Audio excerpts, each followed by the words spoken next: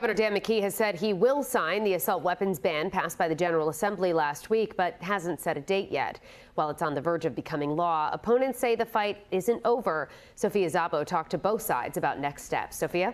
Well, after last week's legislative drama, many were uncertain if the bill would pass or die somewhere in the process. But on the last day of the session, the House approved the Senate revised version with concerns from people on both sides hanging in the balance.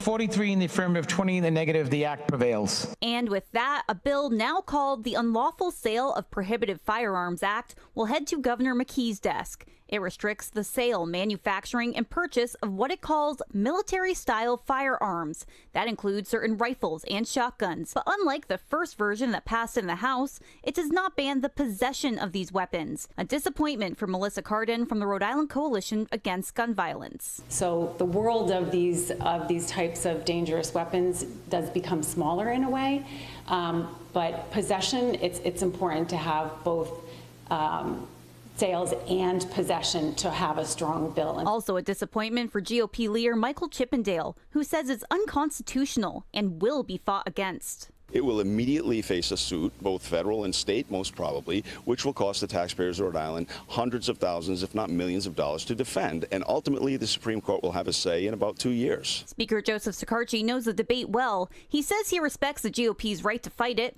and the concerns from the Rhode Island Coalition Against Gun Violence. But he says he had to make a compromise. So our choices were do nothing this year or get a gun safety bill across the finish line, and we chose to do that as a team. We chose to do it as a House, and I think Rhode Island is better off for it. The legislative session may be over, but the fight surrounding the bill isn't. Not for Cardin. We'll always support the best policy, and so we'll be back next year continuing our work. Or Representative Chippendale. It's what the Bruin decision upheld. It's what the Heller decision upheld. And we'll die on that hill. That's a hill that we will fight in court, again, federally and statewide. Yeah, we have reached out to the governor's office to see when we can expect this bill to be signed into law. While they did not give us a date, he says he is proud of Rhode Island, and this is why he included an assault weapons ban in his budget. Live in the studio, Sophia Szabo, 12 News.